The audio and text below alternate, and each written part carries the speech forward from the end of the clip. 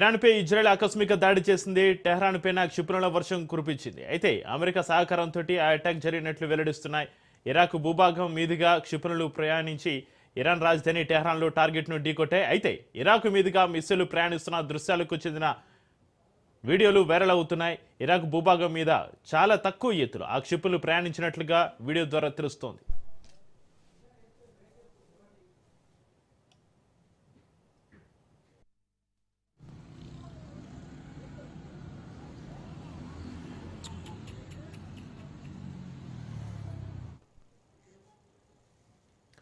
ఈ దాడి కోసం చాన్నాల నుంచి ఇజ్రాయెల్ ప్లాన్ చేసినట్లు స్పష్టమవుతుంది.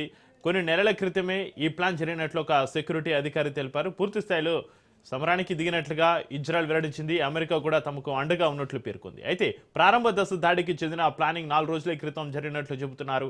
ఇరానీ ప్రజలను సర్ప్రైజ్ చేయాలన్న ఉద్దేశంతోనే పగటిపూట దాడులు చేపట్టినట్లుగా కొన్ని మీడియా కథనాలు వెల్లడిస్తున్నాయి. అధికారులు కానీ ప్రజలు కానీ ఉదయం పూట దాడులను అంచనా వేసి ఉండరని అంటున్నారు.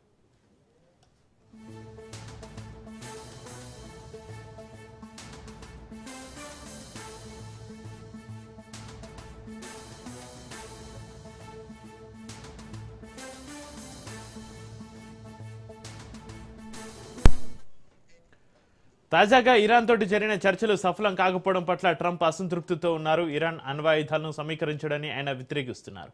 యురేనియం శుద్ధీకరణ సామర్థ్యాన్ని ఇరాన్ కలిగి ఉండడాన్ని అమెరికా తప్పుపడుతున్న విషయం తెలిసిందే. ఏదో ఒక దశలో సైనిక బలాన్ని వాడాల్సి వస్తుందని గురువారమే ట్రంప్ పేర్కొన్నారు.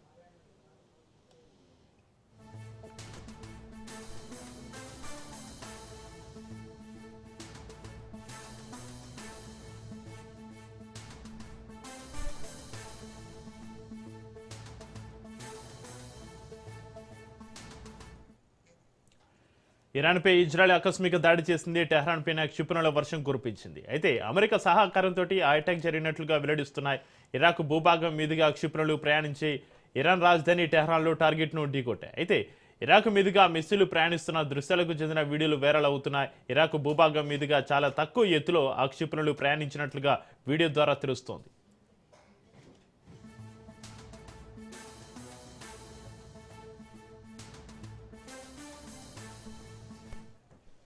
అయితే ఈ దాడి కోసం చాన్నాల నుంచి ఇజ్రాయెల్ ప్లాన్ చేసినట్లుగా స్పష్టమవుతుంది. కొన్ని నెలల క్రితమే ఈ ప్లాన్ జరిగినట్లు ఒక సెక్యూరిటీ అధికారి తెలిపారు. పూర్తి స్థాయిలో సమరానికి దిగినట్లుగా ఇజ్రాయెల్ వెల్లడించింది. అమెరికా కూడా తమకు అండగా ఉన్నట్లు పేర్కొంది. అయితే ప్రారంభ దశ దాడికి చెందిన ప్లానింగ్ 4 రోజుల క్రితం జరిగినట్లుగా చెబుతున్నారు. ఇరానీ ప్రజలను సర్ప్రైజ్ చేయాలన్న ఉద్దేశంతోనే పాటిపూట దాడులు చేపట్టినట్లుగా కొన్ని మీడియా కథనాలు వెల్లడిస్తున్నాయి. అధికారులు కానీ ప్రజలు కానీ ఉదయం పూట దాడులను అంచనా వేసి ఉండరని అంటున్నారు.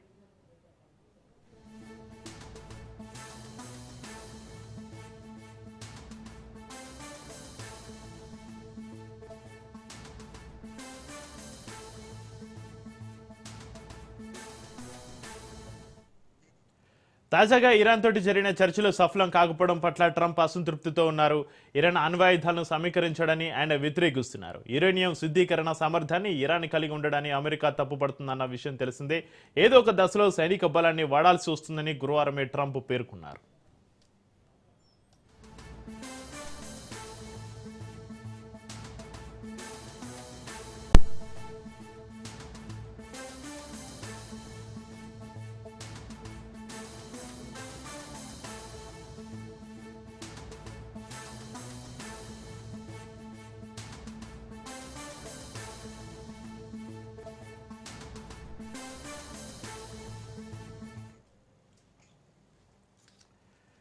కాకినాడ జిల్లాలో ఘోర ప్రమాదం